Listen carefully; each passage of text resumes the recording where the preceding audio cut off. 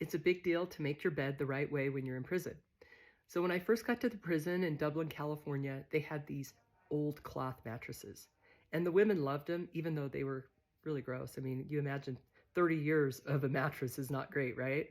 So they decided to get rid of the mattresses, and it was this big thing on the compound. We were all supposed to take our mattresses outside and throw them on the ground, and then they would have a big forklift come move them all, and they were giving us these hard plastic mattresses. Well, imagine if you slept on the same mattress for 8 or 10 years. Like, that's a big deal to let go of, right? But it wasn't sanitary, so, and you should have seen the girls when they were trying to get rid of the mattresses. Girls were hiding them in the showers. Everybody was out. It was a full-on come apart in the unit. But eventually all the mattresses were removed and we got these hard plastic mattresses. But here's the thing, you got to tie your mattress the right way. They give you these 2 scratchy blankets and 2 sheets in prison. If you're lucky, you get a pillow.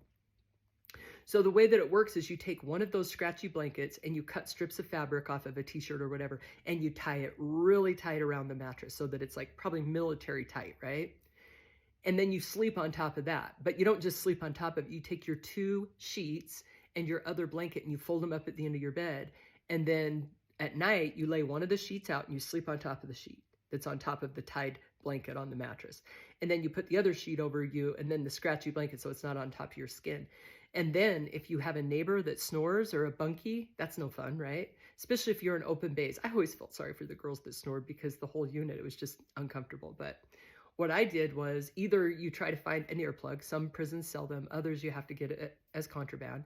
But for me, because I had an MP3 player that had headphones, I would take one of those headphones and put it in the ear that was going to be up, and then I'd wrap a towel or a t-shirt around my head.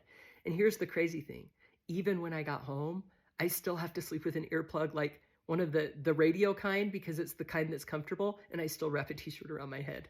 The other thing you better make sure you do is you have a good morning routine. So like when you get up at 5 in the morning, you better already the night before have your stuff all folded on top of the locker because you don't want to be opening and banging your locker because that's just rude.